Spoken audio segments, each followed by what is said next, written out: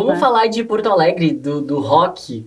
Como foi esse seu início, esse contato? Como que foi transbordando na música? Você é de Porto Alegre Uhum. e cresceu numa família de artistas, seu pai era cantor, é isso, né? Meu pai era músico, sim. Músico. Era cantor, músico, fazia de tudo. Então, desde pequena, você já percebeu sua voz? Sim, era muito natural. Em Era casa natural. se cantava, não tinha nenhuma crise. Eu acho que se eu fosse médica, meu pai me matava. Ia ser o contrário, Maravilha. né? Não, Maravilhoso. mas eu sempre Vou fui fazer muito... direito. Eu sempre tive uma coisa uma inclinação muito natural para as artes, assim, e não era só na música. E isso eu foi gostava. valorizado. Foi, eu acho que foi valorizado do jeito que deu.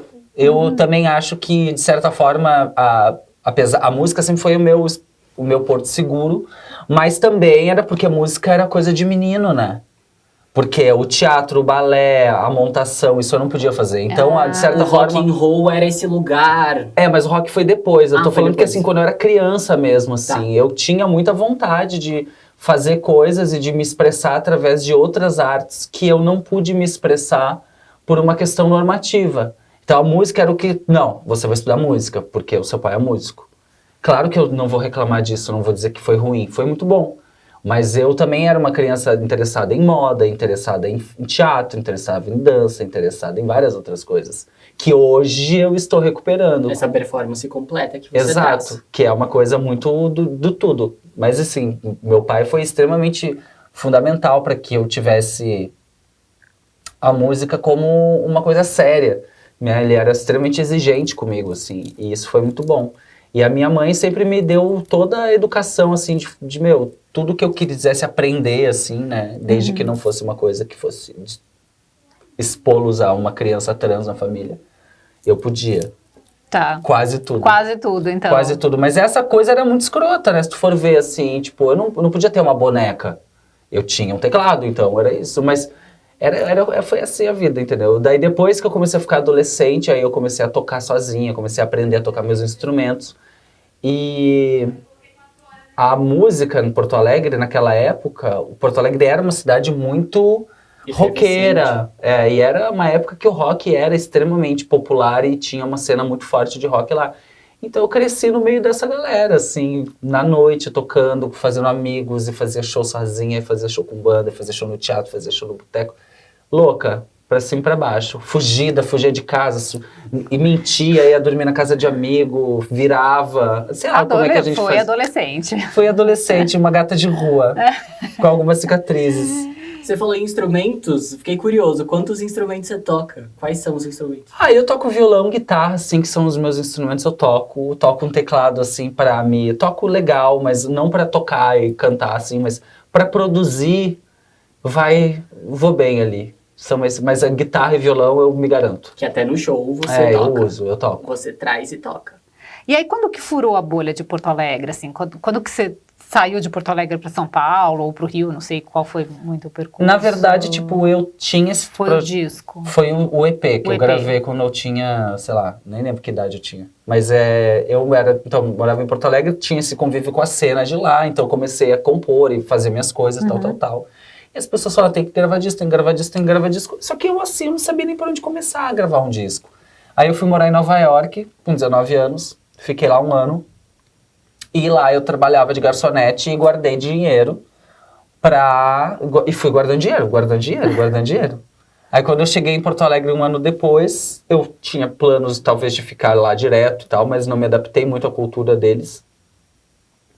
Voltei pro Brasil, voltei pra casa da minha mãe, em Porto Alegre, peguei o dinheiro, gravei o disco, terminei a faculdade nesse ano de 2009, foi 2009 que eu terminei a faculdade. Foi bem um processo disso, de terminar a faculdade, gravar o disco, lançar o disco na internet. Na época não tinha plataformas digitais. Eu fiz um site, botei o disco para download gratuito e comecei a atacar no Orkut, tipo, e mandar para as pessoas. Me ouçam, Fazia Fazia tudo. Eu fazia tudo, botava pôster, colava coisa, fazia o design, fazia tudo. Que ano que foi?